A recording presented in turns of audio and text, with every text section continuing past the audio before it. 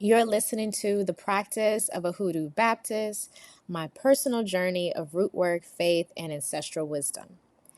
This is where I honor those who came before me, share what's been passed down, and walk you through my experiences of being unapologetically aligned, covered by spirit, guided by blood. Before there was a candle, a jar, or root, there was discernment. That's what we're going to talk about today. The ability to see what others can't, to feel what's not being said, to trust what spirit is telling you, even when the world says otherwise. Okay? That was one of my great grandmother's greatest gifts.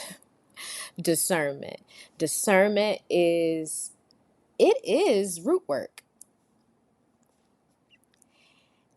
It is one of the most important forms of hoodoo, in my opinion. And discernment is a form of hoodoo that I carry today, for sure.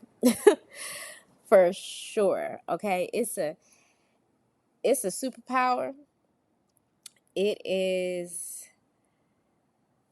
it saves lives. It it's a gift. Discernment isn't guessing. It's knowing. So like let's break it down. What is discernment?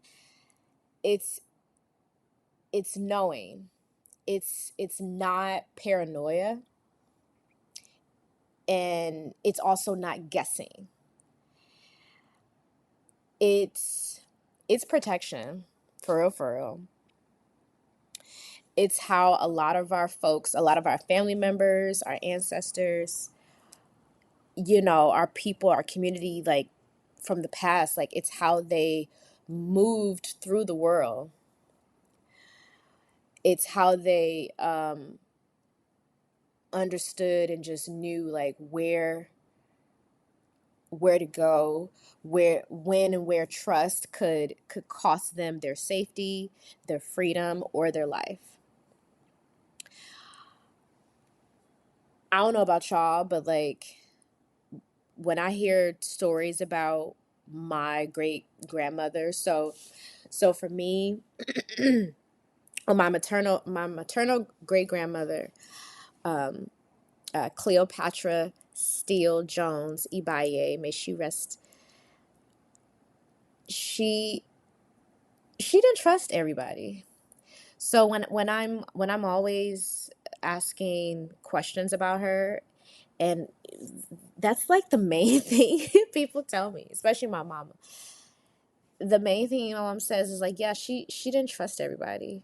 She didn't move too fast. She didn't eat nobody's food. She didn't drink nobody else's liquor. She didn't take no medicine. She didn't go out to eat at restaurants. She didn't go to everybody's house. She just didn't do that. And it's like spirit would show her who was genuine, who was dangerous, and who needed to be handled with care. Okay? I think that's some powerful shit. Like, seriously. Especially nowadays, like, I mean, like, discernment, especially now, like, the fact that we have the internet and social media. Whew, we're moving so fast because of it. It's like it's pressuring us to move fast. It's pressuring us to not love ourselves. It's pressuring us to not stop, smell the roses, be mindful. And some of it is pressuring us to be overly mindful, to be anxious and depressed and like all these other things. And yeah, and it's also telling us to trust that this person is telling the truth on the internet when they more than likely are lying. That to believe like these people actually look like this picture that they posted. They actually look like that in person. Just all the bullshit. it's ridiculous. I don't even have to tell y'all. Y'all know this shit. Y'all already know. But yeah, like I just really love how and I admire that, like when I hear that my great grandmother just did not fuck with everybody, you know. And to me that gives me low key power, because I'm gonna let y'all know some. Like as a kid, I wanted to be everybody's friend, and then I found out very quickly like that everybody ain't your friend. And then, as an adult, like moving through the world, it's like there were times like when I was younger where I felt kind of bad that a lot of people that I would try to get along with everybody for the most part, but just a lot of people just didn't vibe with me. And I used to take that really personally. So like hearing more and more stories about how my grandmother just did not give two fucks and was just like, I don't fuck with everybody and that's just how it is. Like I love that. And that helped me become more secure in who I was, because I learned, very early on, like I'm just not everybody's cup of tea. But I know now like that's actually a positive thing. And and I think also it draws the right folks to you. And also, you have to, use that power to pick your friends. I was taught very early, pick your friends. Don't let your friends pick you. So yeah, it's low key like a power to, to have that knowledge and wisdom, and also understand like, yeah, like your grandmama was child, she went with it. I love this story my mama always tell me. So something, and I'm actually gonna ask my mother if she's down to do an episode with me, y'all, because she really wants to talk about sinners. So I'm thinking like in a future episode, the sinners episode, I'll have my mama do that with me, because my mama, she just could not stop talking about the movie when when she saw it, and she was bringing up a lot about my great grandmother. So they call her Madear. Madear passed. That great grandmother passed before I was born.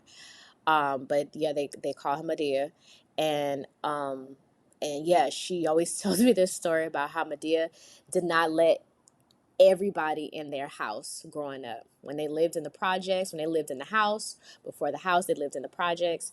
Yeah, they didn't. Not everybody could live, or excuse me, come in the house where they live. Like, no, no, ma'am. And so she tells me this story about multiple occasions, a neighbor or somebody would come to the house and she would meet them at the door, when they knock on the door or whatever, and and they'll have a pie or a plate of food, something. And my she said, and Madeira would just be like, "Oh, okay, oh, thank you so much, I appreciate it. You take care too, baby. And then my mama said, and then like she'll close the door and tell her to throw this in the trash. I was like, for real? She was like, oh my God, yes. Like that was a regular thing. Like, she was like, and I would be like, well, no, why can't we try? No, ma'am, throw it in the trash. No, absolutely not. I was like, wow. Like no exceptions. It's going in the trash. It's going in the garbage. It's the gesture that counts, okay? It's the thought. How lovely. But take that to the trash. Thank you. I love it. Love that story. And I'm the same way. I'm the same way. I don't want to eat everybody's food. I don't. I gotta feel it. I gotta see it. I gotta see you prep. I gotta watch you.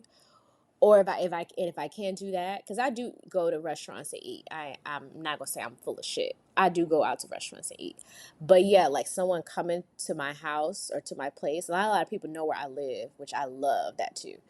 But yeah, it's just like all these forms of protection. It's just like, oh, okay, like and boundaries. Like I will receive this, but I am not going to eat it because of what?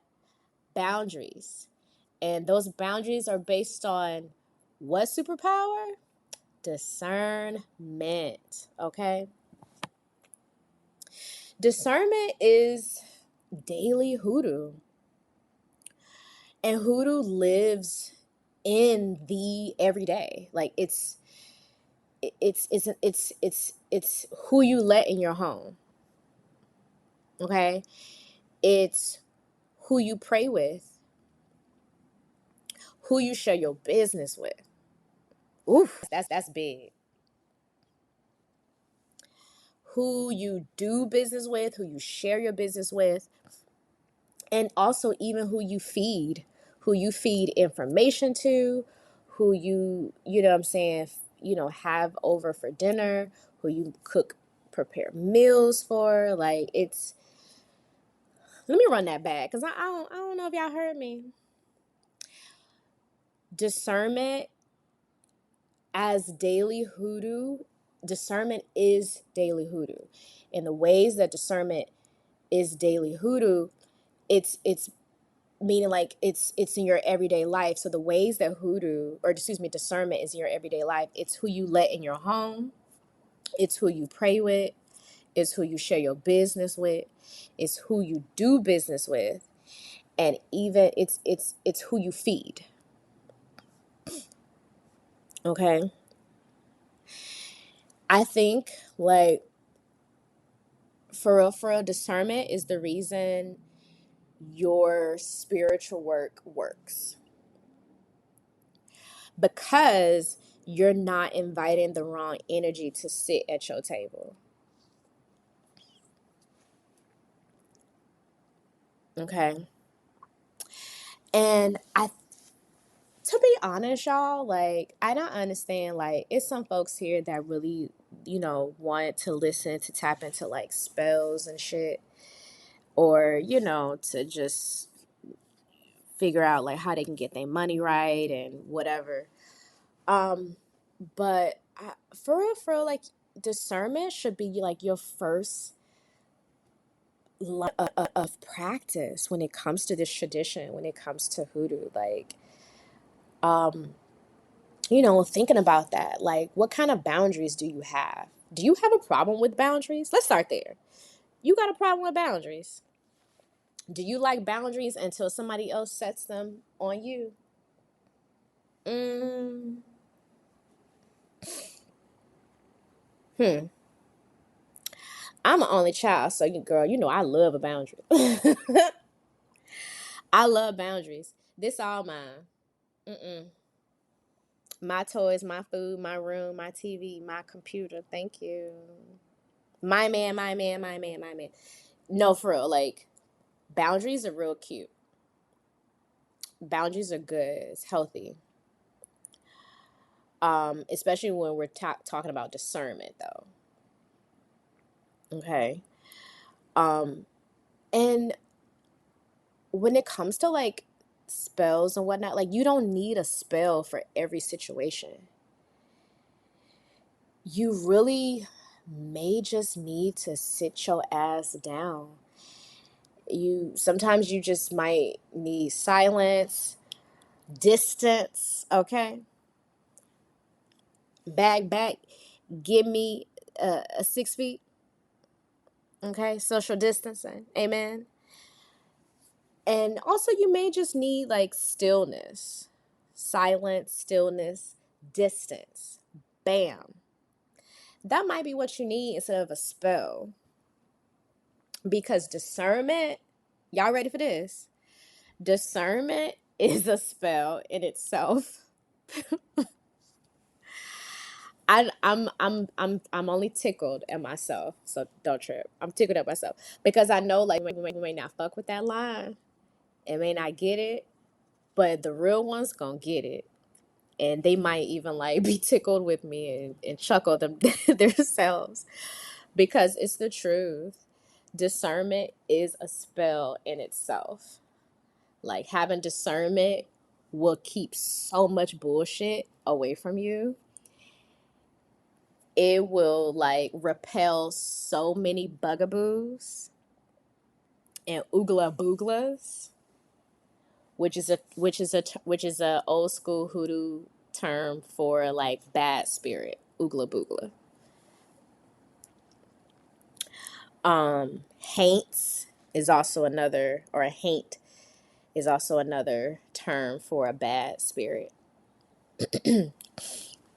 Old school term. So discernment is the way to go. I think that's the superpower. Before y'all be trying to like tap into spells and things, always flex that discernment muscle. You know what I'm saying? Like, work on that all the time. All the time. Because, like, black women, let me talk to us. Black women, indigenous women, my brown sisters, my AAPI sisters.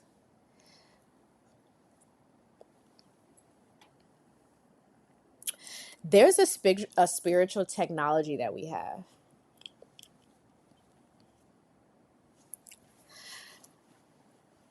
Black women in particular, I truly believe that we have carried technology, like spiritual technology, and that is like those of us who have gifts when it comes to like reading body language, catching the unsaid, and sensing energy. We got it. You just got to tap in.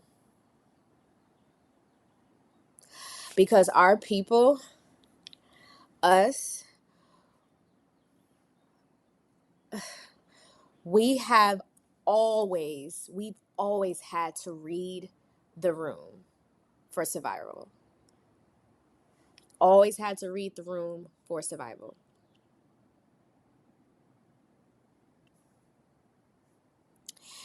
And yeah, we can call it intuition. Sure. Yeah, intuition. Um Now, but I think there's that power, that gift, that intuition, that technology, that survival instinct that's been passed down to us. Like my great grandmother had it, Madear, she had it, and she passed it down to my grandmother, who passed it down to my mother. My mother actually buried her grandmother, Madear, planned her funeral, buried her, told me she took her death very hard. So yeah, because my mom was a teenager when my grandmother, excuse me, when my great grandmother died. Her grandmother, she was a teenager still when she passed. So she told me she took her death very hard. So she passed down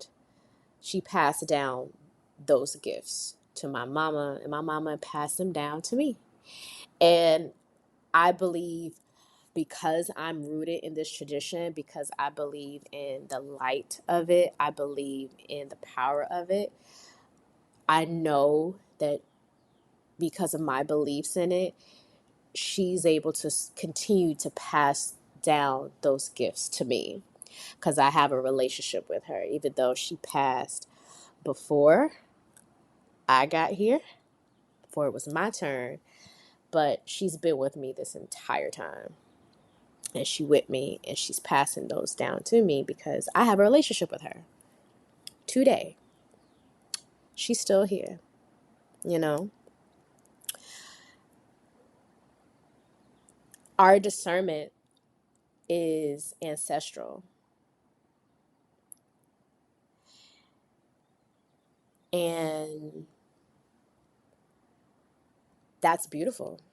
Our discernment is ancestral. Our gut speaks because the blood in our veins remembers.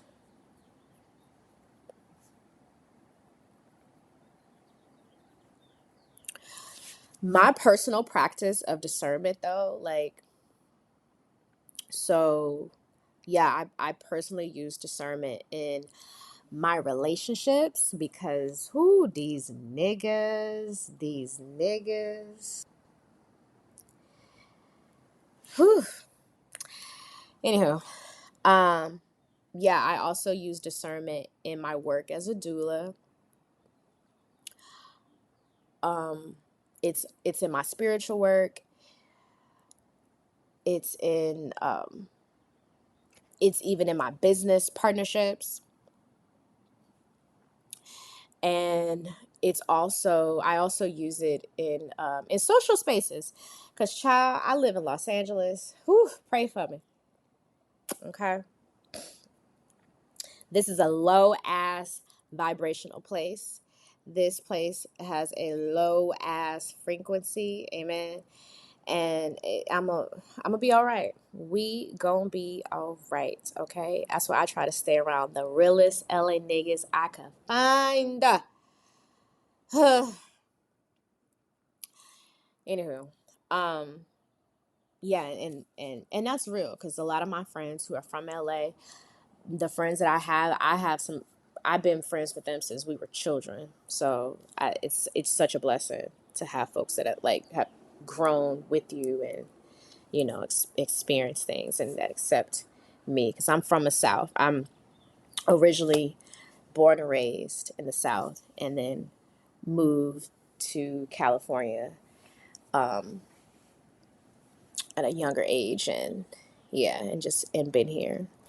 Um, so yeah, and I've always felt my power of discernment, even in high school.